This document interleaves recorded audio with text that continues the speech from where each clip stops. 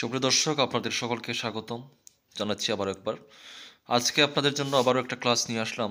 ত্রিপুরা হাইকোর্টে গ্রুপ ডিতে এলডিসিতে আপনারা জানেন এলডিসি স্টেনোগ্রাফার এগুলিতে অ্যাপ্লিকেশন চলছে। হ্যাঁ, তারপরে ড্রাইভারের অ্যাপ্লিকেশন চলছে। তো আমরা প্রত্যেকটা যে পোস্ট আছে প্রত্যেকটা সিলেবাস আমরা তৈরি করে নিয়েছি, আমরা আপনাদেরকে দিচ্ছি নোট, আপনারা যারা নিচ্ছেন আপনারা পড়বেন। আজকে এলডিসি গাইডবুক থেকে আপনাদেরকে ক্লাস করাবো, শেষ অবধি অবশ্যই ক্লাসগুলো ফলো করবেন। আর ত্রিপুরা হাইকোর্টের আন্ডারে ত্রিপুরা হাইকোর্টের গ্রুপ ডি, যেটা 12 তারিখে এক্সাম P1, তারপরে এলডিসি, তারপরে স্টেনোগ্রাফার, তারপরে আপনাদের কুক, তারপরে ড্রাইভার, প্রত্যেকটা গাইডবুক আমাদের কাছে অ্যাভেলেবল রয়েছে। আপনারা নিতে চাইলে স্ক্রিনে ডিটেলস আছে, আমাদের হোয়াটসঅ্যাপ নম্বরে যোগাযোগ করে, ফোন করে অথবা হোয়াটসঅ্যাপ মেসেজ করে আপনারা পিডিএফের মাধ্যমে নোটটা নিতে পারেন। ঠিক আছে? তো তার আগে আবারও একবার ক্লাসটা শুরু করার আগে আপনাদের সাথে সিলেবাসটা একবার আলোচনা করে নিই, যেটা মোস্ট ইম্পর্টেন্ট।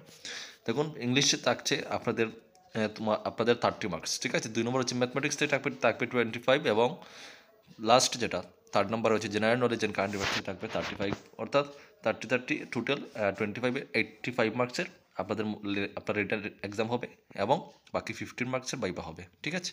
তো আজকে ক্লাসটা আমরা ইংলিশ থেকে করাবো। এখানে ইংলিশে যেমন আপনাদের রেখেছে, দেখুন বিভিন্ন পার্ট অনুযায়ী রয়েছে, কিন্তু ট্রান্সলেশন রয়েছে। তো English to Bengali translation, Bengali to English translation রয়েছে। তো আমরা আজকে ট্রান্সলেশন ক্লাস করব। ঠিক আছে? ক্লাসটা শুরু করছি বন্ধুরা। তো আজকের যে প্যাসেজটা আপনাদেরকে আমি সামনে নিয়ে এসেছি, যেটা ট্রান্সলেশন করতে হবে, দেখুন, ট্রান্সলেশন আপনাদের হুবহু কমন দেওয়া ইম্পসিবল। এগুলো শুধুমাত্র আপনাদের বাড়িতে বসে প্র্যাকটিস করতে হবে। আপনারা এটা দেখে দেখে যত প্র্যাকটিস করবেন আপনার ইংলিশ তত বেটার হবে।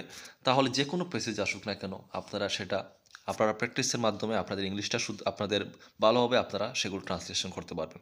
তো বেশি বেশি করে আপনাদেরকে ট্রান্সলেশনগুলো আপনাদেরকে প্র্যাকটিস করতে হবে। ঠিক আছে? তো দেখুন, এখানে কি বলা আছে, যেমন ভারতের চেয়ে পাকিস্তানের হাতে বেশি পরমাণু বোমা রয়েছে বলে জানালো সুইডেনের এক বিশেষজ্ঞ সংস্থা। তো এই লাইনটি হবে, Pakistan has more nuclear weapons then India, said an export from Sweden. ঠিক আছে? তারপরে যেমন আগেও নানা সংস্থার রিপোর্টে পাকিস্তানের হাতে বেশি সংখ্যক পরমাণু বোমা থাকার কথা উঠে এসেছে।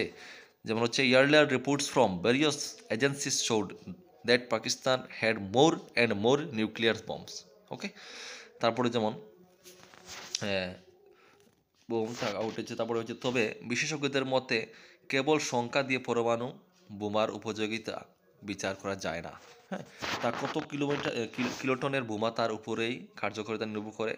সুইডেনের বিশেষজ্ঞ সংস্থাটি এক রিপোর্ট জানিয়েছে, পাকিস্তানের হাতে এখন 140 থেকে 150টি পরমাণু বোমা রয়েছে। ভারতের হাতে আছে 130 থেকে 140টি। চীনের হাতে রয়েছে পাকিস্তানের দ্বিগুণ, অর্থাৎ প্রায় 280টি। ভারত, চীন ও পাকিস্তান ভূমি, আকাশ ও জল থেকে পরমাণু হামলা চালানোর উপযোগী ক্ষেপণাস্ত্রের সংখ্যা ও মান ক্রমাগত বাড়াচ্ছে বলে জানিয়েছে তারা। সংস্থাটির মতে 2017 সালের গোড়ায় আমেরিকা সহ 9টি দেশের হাতে 14,465টি পরমাণু বোমা ছিল।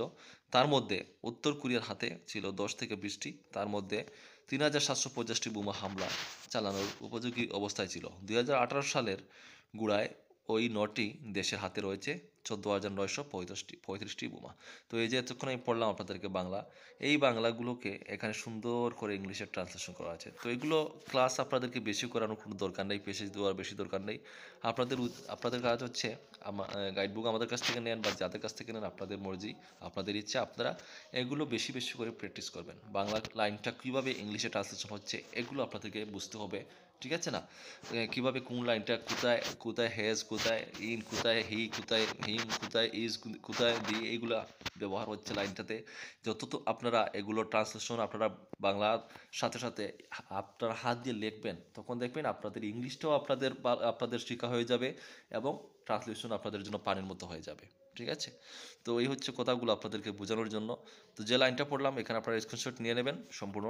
আপনারা বাংলা এটাকে, আপনারা যেটা পড়লাম ইংলিশে এখানে আছে, আপনারা এটা বাংলায় লিখে ইংলিশে এই লাইনটা ট্রান্সলেশন করবেন। ঠিক আছে? এটা মনে করেন আজকের আপনাদের হোমওয়ার্ক।